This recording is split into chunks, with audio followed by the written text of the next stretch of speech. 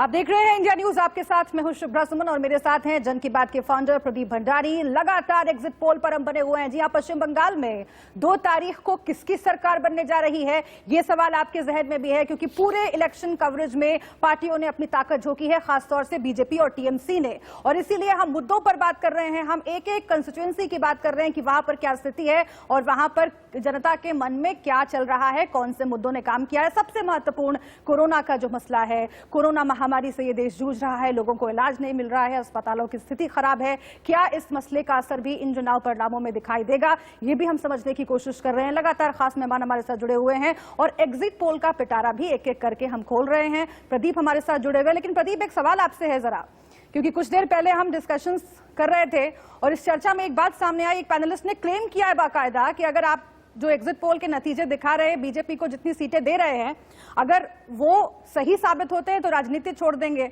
इस तरह के अगर क्लेम हो रहे हैं तो उनको क्या जवाब देंगे आप? शुभ्रा जी, अभी तक मुझे लग रहा है वो मेरे ओपिनियन पोल के नंबर याद करें, मैंने अभी तक एग्जिट पोल हमने दिखाया नहीं, क्योंकि हम लोग इलेक्शन कमीशन की गाइडलाइंस को फॉलो करते हैं। कई जो है लोग, कई बहुत सीनियर पत्रकार हैं जो इलेक्शन कमीशन की गाइडलाइन को नहीं फॉलो करते हुए 7 बजे रिलीज करने की कोशिश करते हैं। मैं इलेक्शन कमीशन की गाइडलाइन को फॉलो करूंगा और ये ब्रीफकेस को 7:30 बजे ही खोलूंगा, ये मैं आपको बता देता हूं। तो कुछ लोग चुनाव आयोग की गाइडलाइंस को नहीं फॉलो कर रहे, उनको उनके नंबर्स मुबारक। पर ये तौसीफ ने कहा था, और तौसीफ टीएमसी को सपोर्ट करते हैं, उन्होंने कहा कि अगर बीजेपी 70 से ज्यादा सीट ले आएगी तो वो टीवी पे आना छोड़ देंगे। पर एक चीज और है शुभ्रा जी, ये लोग कई बार हमको अटैक करते रहते हैं कि भाई आप ग्राउंड पे कहां है, ग्राउंड पे किस तरीके से गए हैं। तो मैं सोच रहा हूं कि आज हम लोग ग्राउंड में जो हमने देखा है उसको दर्शकों तक एक बार दिखाई दे।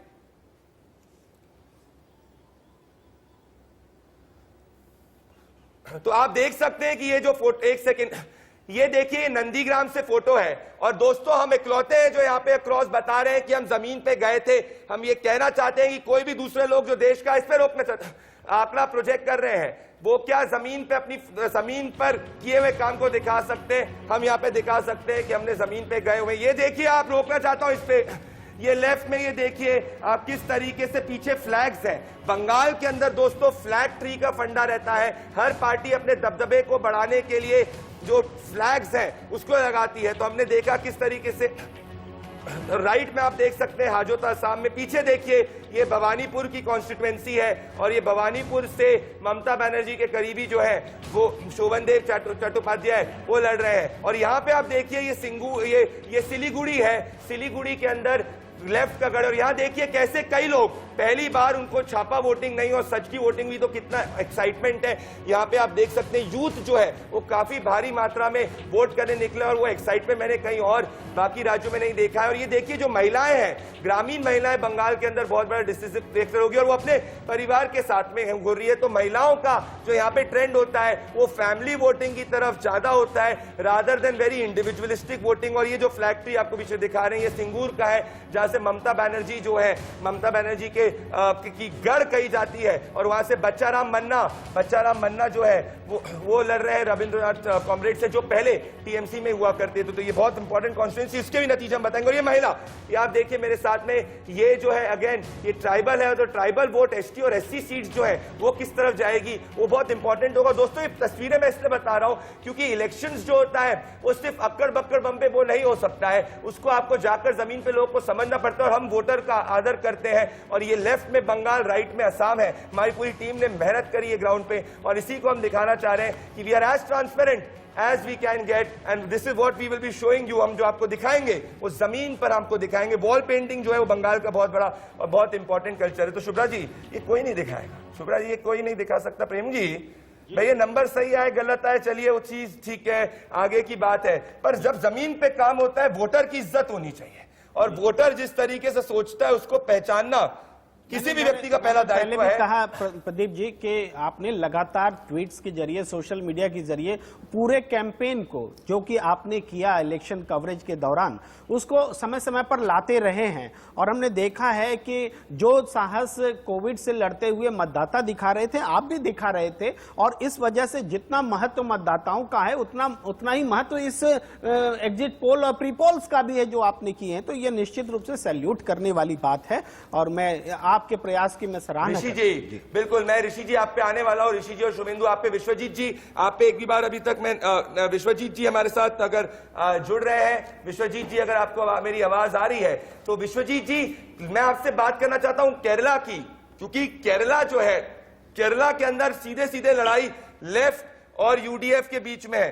कांग्रेस कह रही है कि वो केरला जीतेगी। आपको क्या लग रहा है कि क्या चीफ मिनिस्टर के काम पे या चीफ मिनिस्टर के फेस के ऊपर आप हिस्ट्री क्रिएट कर सकते हैं केरला में, क्योंकि केरला में अभी तक किसी ने सरकार रिपीट नहीं की है? देखिए, इस बार रिपीट होने जा रहा है। कारण है कि केरला की सरकार का जो भूमिका रहा है, जिस तरह से केंद्र की सरकार ने लगातार उसको डिस्टर्ब करने का प्रयास किया, जितने पाबंदियां लगाई, जितनी रुकावटें डाली, फिर भी केरला सरकार जिस एकता और मजबूती के साथ लगातार जनपक्षीय कार्रवाई को किया है, तो जनता इसको बखूबी देखी है, महसूस की है, और लेफ्ट के सामने, एलडीएफ के सामने में कहीं कोई रुकावट नहीं है। बहुत आसानी से हम अपनी सरकार को वहां बनाने जा रहे हैं। यह पूरा का पूरा वो हम सबको विश्वास है और जनता का इसी रूप में मैंडेट होगा। ये कह रहे हैं कि जनता का मैंडेट होने वाला है लेफ्ट का, पर लेफ्ट का जो गढ़ हुआ करता था बंगाल, ऋषि बागरी, क्या इस वक्त आपको उम्मीद है कि बीजेपी के अंदर जैसे 2019 के अंदर लेफ्ट का काफी वोट मूव हुआ था, वो इस बार भी मूव हो सकता है? क्योंकि अगर वो मूव नहीं होगा तो आप कंपटीशन में ही नहीं होंगे। ऋषि बागरी, फिर शुभेंदु पे भी आऊंगा, प्रेम कुमार पे वापस से आऊंगा जी। देखिए, लेफ्ट का वोट जो था, आप देखो 40% लेफ्ट का वोट था 2016 में, जो 25% मतलब लेफ्ट एंड कांग्रेस कंबाइन की बात कर रहा हूँ, वो 25% वोट शेयर पूरा का पूरा 2019 में मूव हो गया था। और उसका कारण एक ही है, क्योंकि जो टीएमसी के जो वहां पर गुंडे हैं, वो लेफ्ट के कैडर्स को भी परेशान किए थे, बीजेपी के कैडर्स के अलावा लेफ्ट के कैडर्स को भी काफी परेशान किए थे, और लेफ्ट की लीडर्स ने उनकी सुध तक नहीं ली, उसके खिलाफ आवाज तक नहीं उठाई। इसलिए वो लोग थक हार के वो लोग बीजेपी में इन माह से आगे, क्योंकि उनका फर्स्ट टारगेट है कि वो टीएमसी को हटाना चाहते हैं। मैं प्रेम कुमार तो मतलब क्या, अगर लेफ्ट जिस तरीके से कह रहे हैं, आपको लग रहा है कि लेफ्ट का जो पूरा वोट है, जैसे ऋषि बागरी कह रहे हैं, क्योंकि वो टीएमसी, ऋषि बागरी के हिसाब से टीएमसी की जो गुंडागर्दी उससे थक के आए हैं, तो इसलिए बीजेपी को अल्टरनेटिव के रूप में देखते हैं? आपको लग रहा है, क्योंकि 2019 में यही हुआ था प्रेम कुमार जी?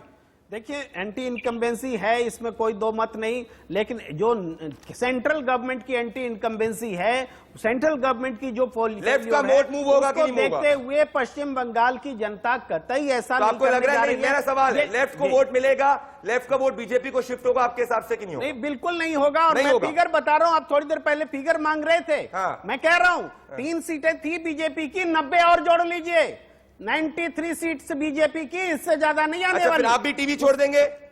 मैं टीवी छोड़ना पकड़ना, मैं क्यों छोड़ूं और मैं क्यों अरे पकड़ूं? आप थोड़ा कॉन्फिडेंस तो फील मैं ये कॉन्फिडेंस है, मैं बाद में भी आपके साथ जुड़ा रहूंगा, आगे भी जुड़ा रहूंगा। मैं 93 बता रहा हूं। शुभ्रा जी, ये थोड़ा सा ये तो बचकानी हरकत होती है, मतलब टीवी छोड़ तौसीफ ने दूंगा, बचकानी जनता हरकत की। फैसला करती है। हम देखते हैं, दिखाते हैं, आपका भी काम है, मेरा भी काम है। मैं कह रहा हूं कि कांग्रेस टीएमसी के लिए फिगर आप 160 के आसपास रख लीजिए, और लेफ्ट और कांग्रेस का जो फिगर है वो 40-44 के बीच रहने वाला है। ये पश्चिम बंगाल का मैं प्रेडिक्ट करता हूं, मुझे यकीन है कि आपका भी यही आएगा प्रेडिक्शन। 44 सीट्स। एक सेकंड विश्वजीत जी, 44 सीट्स आ रही है बंगाल के अंदर? लेफ्ट से पूछ लेते, आ रही है विश्वजीत जी? देखिए, बंगाल के अंदर में बंगाल की जनता आ रही है कि नहीं आ रही और सीट? बीजेपी 44 सीट्स आ रही है। अरे, हम सरकार बनाने जा रहे हैं, लेफ्ट इस बार लौटेगी बंगाल के अंदर में। ओ बाप रे, ये क्या हो रहा है? बंगाल में जो छिपा हुआ, शुभेंदु जी, जो एक लेफ्ट हवा की बंगाल में बहाव है, सरकार उसको बना रही नहीं है, पहचान पाए ऐसा हैं। लेफ्ट के हमारे साथी कह रहे हैं। मैं शुभेंदु को लेना चाहता हूँ, बहुत बड़ा क्लेम है, बहुत बड़ा क्लेम है ये। शुभेंदु, एक ऑन अ सीरियस नोट मैं कहना चाहता हूँ, लेफ्ट का जो एक सेक्शन है, एक तो आपको यंग वोटर हो गया, एक बुद्धिजीवी इंटेलेक्चुअल क्लास है, वो कभी भी ममता के साथ या टीएमसी के साथ आइडेंटिफाई नहीं करती। ओनली द नेक्स्ट ऑल्टरनेटिव जो है वो बीजेपी है।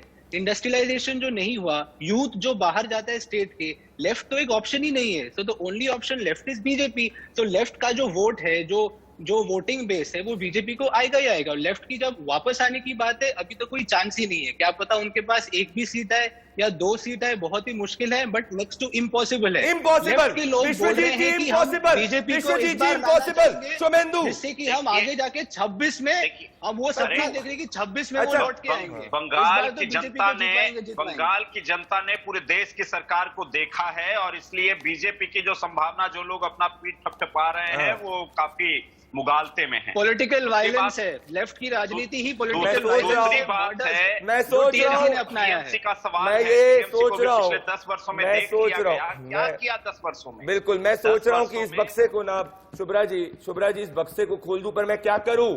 मैं इस देश के कानून को फॉलो करता हूं शुभ्रा जी, मैं भी चाहता हूं 7 बजे कर देता, पर मैं इस देश के कानून को फॉलो करता हूं, इसलिए मुझे इलेक्शन कमीशन में जो लिखा है 7:30 बजे ही खोलना। बिल्कुल, हम गाइडलाइंस का पालन कर रहे हैं और जो लोग नहीं कर रहे हैं उनको ये समझना चाहिए कि एक वक्त होता है, अगर एग्जिट पोल के नतीजे दिखाने हैं, अगर सर्वे के नतीजे दिखाने हैं, वो सटीक हो सकते हैं, लेकिन हाँ, वक्त का अगर आप पालन नहीं करते हैं तो जाहिर बात है तमाम सवाल खड़े होंगे। लेकिन प्रदीप, कई तरह के सवाल आ रहे हैं इस पूरे डिस्कशन में, मुद्दों पर बात करना भी जरूरी है। कोरोना के मुद्दे पर हम बात करें, लेकिन जो पहले चरण रहे कुछ चुनाव के, उसमें कोरोना का मसला एक तरह से गायब हो गया था।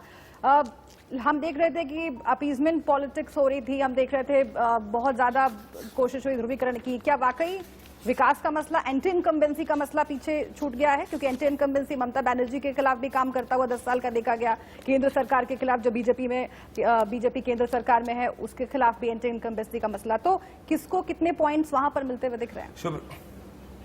शुभ्रा जी, देखिए, एक चीज मैं बताना चाहता हूं और एक इंपॉर्टेंट है जो दर्शकों को समझना चाहिए कि बंगाल के अंदर इस बार जो वोटिंग हुई है वो सिंबल बेस्ड वोटिंग हुई है। और सिंबल बेस्ड वोटिंग के अंदर बंगाल के अंदर एक स्लोगन होता है, कार देखी हवा बेशी चौलचे, मतलब लोग जिस तरफ हवा जा रही है क्या उसी तरफ लोग जा रहे हैं। तो जो पहले फ्यू फेजेस के अंदर जो पार्टी लीड करती है उसको कुछ आखिरी के फेजेस में भी एडवांटेज होता है, जो तो इसीलिए ये इंपॉर्टेंट है कि आपको समझना चाहिए कि जो पहले के फेजेस है वो पहले के फेजेस में जो पार्टी लीड करेगी। मेरे साथ में बीजेपी के साथ जुड़ रहे हैं, मेरे साथ में बीजेपी के प्रवक्ता जुड़ रहे हैं और मेरे साथ अनिला सिंह जी जुड़ रही है। अनिला सिंह जी मेरे साथ जुड़ रही है। अनिला सिंह जी, यहां पे ये सब प्रेम कुमार कह रहे हैं कि बीजेपी 90 सीट से ज्यादा नहीं लेके आएगी।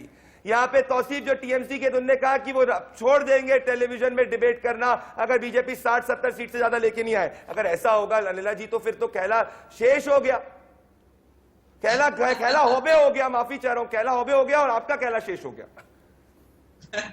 नहीं, खेला शेष जो है वो किसका होगा वो तो 2 मई को पता चल जाएगा। और खेला तो हो रहा है और हो चुका है। और सीधी सी बात है, जो लोग ये कह रहे हैं कि 90 से ज्यादा नहीं आएगी, या जो लोग ये कह रहे हैं कि हम राजनीतिक डिबेट्स में आना छोड़ देंगे, तो वो वाकई में राजनीतिक डिबेट्स में आना छोड़ देंगे। और 90 का जो दावा कर रहे हैं तो उनके लिए मैं ये कह सकती हूँ, मन को बहलाने के लिए ख्याल अच्छा है गल, क्योंकि 90 नहीं, हम 200 पार करेंगे। 200 पार। नीरज जी जुड़ रहे हैं जो तृणमूल कांग्रेस से, वो कह रहे हैं आपका ख्वाब जो है ये गालिब के ख्वाब जैसा है। नीरज जी, क्या आप भी जो है राजनीति छोड़ देंगे अगर बीजेपी 90 सीट क्रॉस कर देगी? कि जिस तरीके से अनिला सिंह के अटैक पे क्या कहेंगे नीरज जी, तृणमूल कांग्रेस?